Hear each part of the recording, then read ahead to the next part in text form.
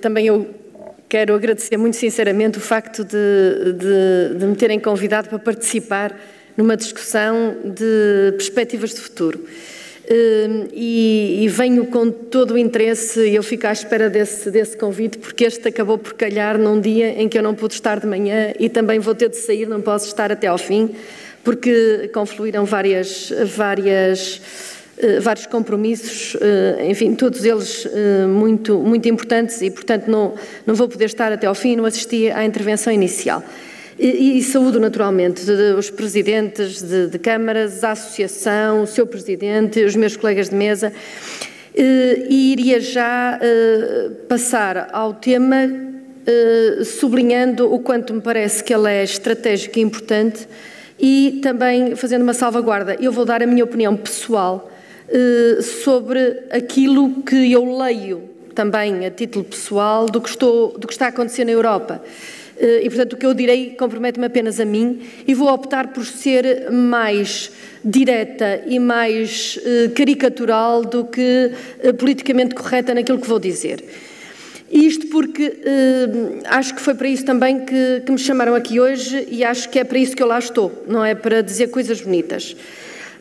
Eu acho que é importante nós tomemos consciência de que ao definirmos o nosso futuro é evidente que é muito importante pensar positivamente e a longo prazo, ter uma visão. Mas é preciso ter os pés muito assentes na terra e, a meu ver, reconhecer duas coisas. Primeiro, o mundo em que se formou a União Europeia não tem nada a ver com o mundo atual. E a Europa, ou a União Europeia, à qual nós aderimos em 1986 e na qual vivemos durante o período, por exemplo, em que à frente da Comissão esteve o Delors, não tem nada a ver com a Europa de hoje. E, ao definirmos o nosso futuro e ao vermos de que maneira nos enquadramos na Europa, temos de ter muito presentes estes factos. No caso português, estamos a viver um problema grave neste momento e eu acho que há aqui duas notas, eu também quero olhar para a frente, mas há duas notas que eu não posso deixar de referir. Uma é que é importante manter a convicção de que os sacrifícios valem a pena e de que há uma saída e de que estamos a fazer sacrifícios para termos um futuro melhor, mas não um futuro para os nossos netos, um futuro a médio prazo, porque a esse prazo de distância é difícil nós programarmos, mais longe é muito difícil programarmos. E para isso é preciso que tenhamos confiança. E a União Europeia não tem, neste momento, no momento em que estamos a viver, dado condições para que essa confiança exista. Eu tenho defendido muito, e não quero abrir essa discussão aqui, que a Grécia está a ser tratada de uma forma caricatural, com muita injustiça. Não é que eles não tivessem feito coisas erradas, dado dados errados, que não tenham características muito negativas, mas não é verdade que não estejam a fazer sacrifícios e que não estejam a fazer ajustamentos. Estão a fazer ajustamentos muito grandes. Mas vou-vos dar algumas indicações, porque não resisto a isso. Vou-vos dar dados sobre o mesmo ano, as projeções feitas pela Comissão Europeia, não fui eu que fiz, são dados publicados, as projeções sobre o crescimento da Grécia, feitas pela Comissão Europeia, por exemplo, sobre o ano de 2009, e a sequência são 5 dados sobre as projeções todas para o ano de 2009, começando na primavera de 2008. Portanto, na primavera de 2008 esperava-se que a Grécia crescesse 3,3%. Na próxima projeção, isto é tudo sobre 2009, 2,5%. Na outra, menos 0,6%, na outra, menos 1,2%, na outra, menos 2%, e a Grécia, que tinha previsto crescer a 3,3%, acabou decrescendo a 3,1%. Se quiserem ver para o ano de 2011, começou a primeira projeção da primavera do ano anterior, previa que no ano de 2011 a Grécia crescesse 0,7%. A seguir, a projeção seguinte, menos 0,5%, a seguir menos 3%, a seguir menos 3,5%, a seguir menos 5,6% e a seguir menos 6,9%. Isto é, os gregos perderam a esperança. Os gregos não acreditam que aquilo que estão a fazer dê resultado, porque tudo acontece com um multiplicador muito maior. tudo acontece com muito mais peso, com muito mais gravidade, e é verdade, e aí concordo com o que disse o Mateus no fim da intervenção, de facto, se somos países demasiado pequenos não podemos estimular a procura, mas temos de ter em consideração que quer Portugal, quer a Grécia vivem erradamente, mas é o que vivem do mercado interno. Isto é, 70%, nós gostaríamos de exportar muito mais, mas não chegamos a exportar 40% do que produzimos. E, portanto, quando esmagamos os salários, quando esmagamos as pensões, matamos 60% da economia, que é o mercado interno. E a transição de uma economia virada para dentro para uma economia virada para fora demora tempo e tem de estar sempre na nossa agenda. Isto é só um pequeno ponto. Depois, as receitas estão a ser impostas e um dos papéis que eu faço e com muitos colegas no Parlamento Europeu é discutir com a Comissão as receitas. E isto tem sido um combate permanente, mas que não tem tido grande sucesso. A única coisa que provoca algum sucesso são as alterações políticas que, entretanto, vão acontecendo, com uma nova liderança na Itália, uma nova liderança na França, com a crise, a não ser uma crise dos países da Grécia porque errou, de Portugal porque errou, da Espanha porque errou, e a seguir começa a entrar a Itália, e a seguir começa a entrar a França, e as coisas, há aqui uma margem que eu acho que nós temos que aproveitar, nós todos temos que aproveitar para inverter um bocadinho o discurso. Com isto eu não estou a querer dizer que nós não temos de fazer correções internas, temos de fazer correções internas grandes. Essas correções correspondem a uma economia que nos últimos anos, economia portuguesa, economia europeia, economia internacional, viveu, a começar na América, viveu na base de um excesso de endividamento. E esse excesso de endividamento alimentou muita coisa dentro da Europa, alimentou uma procura artificial dentro da Europa que superou ou disfarçou uma perda de competitividade sucessiva dos países do Sul no contexto da moeda única, e esses aspectos têm de ser tratados também ao mesmo tempo e com o mesmo peso com que nós estamos a fazer a nossa própria correção, os gregos estão a fazer a sua própria correção e todos os outros começam a fazer as suas próprias correções. Aquilo que neste momento me parece que é importante nós termos em conta deste novo bicho, deste novo animal que é a União Europeia, é que esta União Europeia é uma união totalmente diferente a vários títulos. Vou só elencar algumas coisas. Por um lado, ela reunificou-se.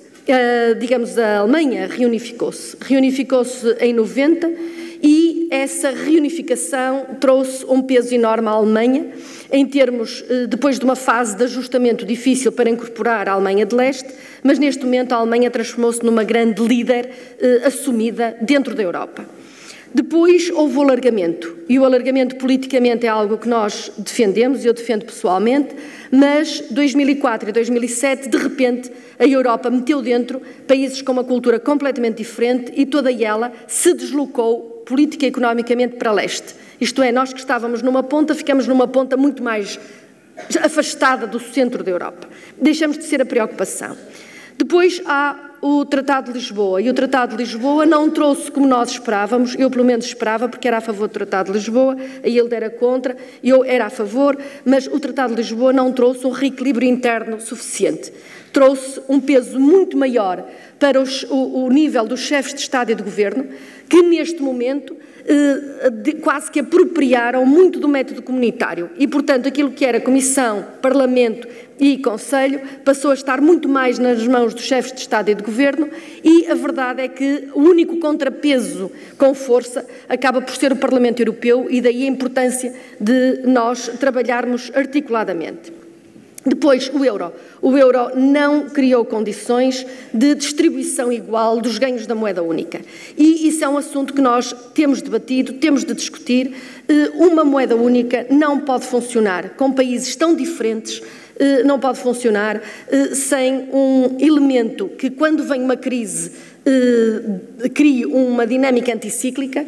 E, portanto, quando chegou a crise dos mercados financeiros e atingiu a Europa, eu estive a trabalhar nesse relatório e a Europa não tinha nenhum instrumento, nada, para dizer nós vamos aqui sair da crise relançando isto desta maneira ou daquela. Não, ficou nas mãos dos países. aqueles países que já tinham um endividamento excessivo ainda se sobreendividaram mais, até chegarem ao ponto em que os mercados financeiros dizem alto lá, isto afinal é uma moeda única, mas às tantas as dívidas não vão ser pagas em comum, e criou-se a especulação sobre a dívida soberana e a partir daí desencadeou-se todo este problema que nós todos estamos a viver. Isto significa que este era o momento para nós fazermos uma discussão muito séria sobre o que é que falta à União Europeia.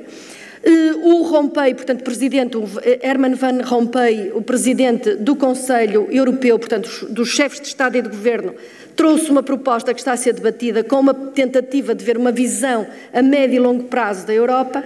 E a Europa está a fazer algumas coisas, mas as condições políticas e a ideologia dominante, que em vez de analisar todos estes detalhes, acabou por, e eu há bocado não referi, mas queria referir, a política comercial comum da União Europeia e a política industrial que nunca existiu, precisam de ser revisitadas, porque nós estamos a fazer importações da China, da Índia, etc., determinadas pelos interesses dos importadores, e o combate interno na Europa, a Europa é capaz de ser o único grande bloco que não tem exatamente uma definição de quais são os seus interesses na globalização.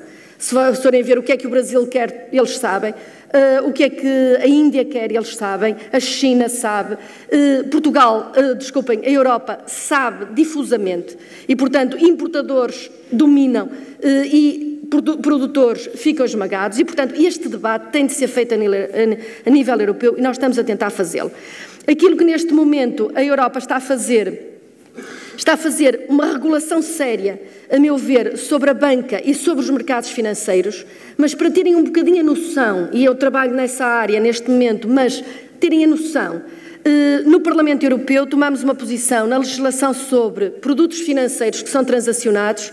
Dissemos que na nova legislação os produtos, depois de ser dada uma ordem de compra, e entre a ordem de compra e a ordem de venda de um produto, deveria mediar, deveria estabilizar, estacionar o produto 1/1000 de um segundo, 1/1000 de um segundo.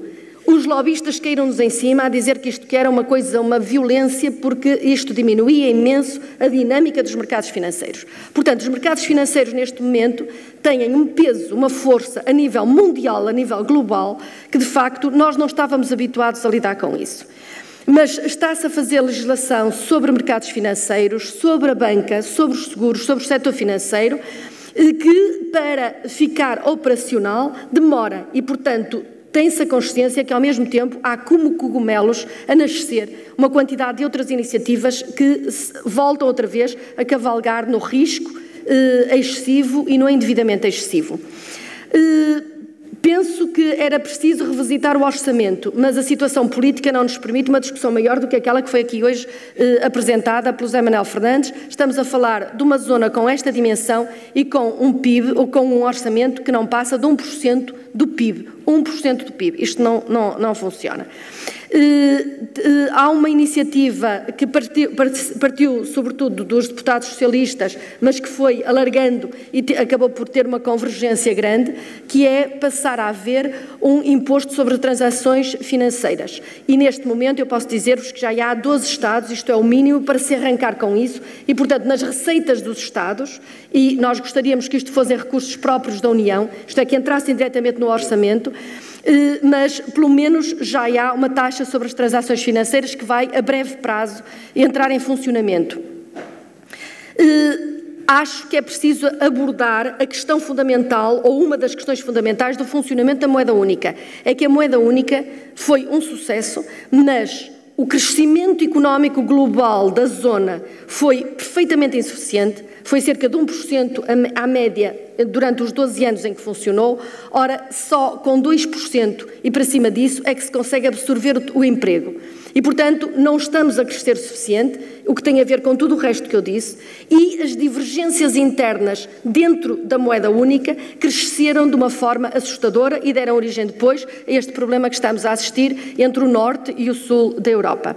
E penso que é importante, nós neste momento, no Parlamento, também fizemos uma proposta na revisão do Pacto de Estabilidade e Crescimento, eu fiz essa proposta, ela neste momento está em discussão, de só avançar com a nova legislação sobre a revisão do Pacto de Estabilidade e Crescimento, a que se chama TUPEC, são dois textos legislativos, se houver alguma promessa séria da parte da Comissão de avançar com uma proposta de gerir em comum, num prazo de 25 a 30 anos, a dívida dos Estados, de maneira a que nós possamos estabilizar o preço dessa dívida e, portanto, prolongá-la, digamos, no tempo e geri-la de uma forma articulada, porque não conseguimos, com as taxas de crescimento que temos, chegar lá. E eu não sei se posso perder mais um minuto só a fazer uma reflexão mais, digamos, mais dirigida para Portugal e para a região em que estamos. E eu penso que, de facto, a nível de Portugal, acho que era muito importante nós, neste momento, fazermos algumas mudanças a nível do país, do nosso consenso coletivo. Eu não sou muito pessoa de refundações, mas acho que havia alguns consensos que eram importantes. Antes de mais nada, eu acho que é preciso estar permanentemente atento a Bruxelas e a negociar no espaço europeu. Acho que nós nos desabituamos de fazer isso, a nível da região, a nível do país, acho que nós nos desabituamos. A única coisa em que nós, de facto, acordamos para o mundo é quando temos de negociar os fundos estruturais. E, de facto, a única maneira em como se vê que há, de facto, uma estratégia europeia portuguesa é para negociar dinheiro, porque, para o resto, nós estamos relativamente...